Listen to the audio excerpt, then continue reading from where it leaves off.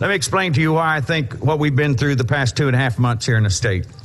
I think we have put our governor in a terrible, terrible, terrible position because the legislatures who defined these rails and set up this system for the governor to operate in, and I think we have done him wrong.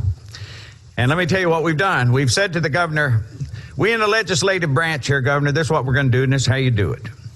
All you got to do is say emergency 3 times and click your heels together, and we in the legislature are going to take a magic wand and wave it over your head.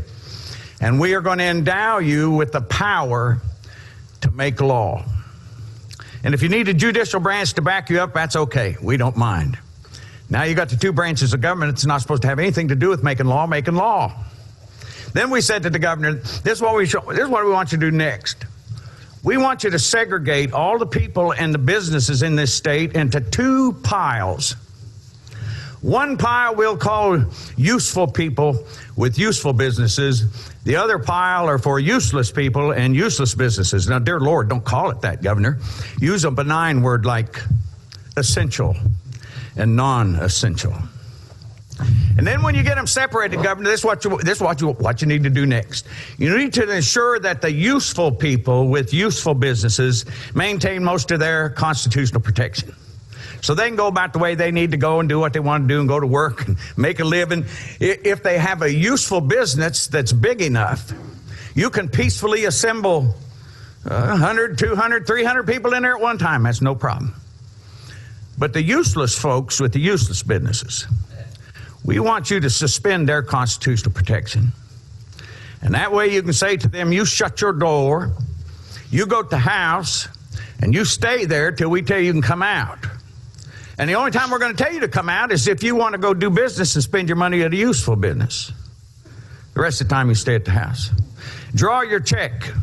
Oh, that check thing, it might be 2 or 3 months. The computer system's really backed up. Suck it up. It's for your own good. What a terrible position to put our governor in. And then we said, since we've retained constitutional protection for the useful folks and the useful businesses, we can't harass them with the police. But the useless businesses and the useless people, this is what you do. If those people get out of line, if there's 11 of them show up at a prayer meeting on a Wednesday night, the police come to the door and say, you conform and do what you're told, or you go to jail for 11 months and 29 days. How the heck did we get here? Now listen, anytime you use police power to enforce an executive fiat or decree, that is a form of fascism that this Constitution does not recognize and it does not tolerate. So at the end of the day, what does this amendment do? Well, it doesn't fix all this mess we created for the governor. We got to fix that. So we never put him in that mess again. What this amendment does do is strips out the fascism out of the 3 most egregious constitutional areas.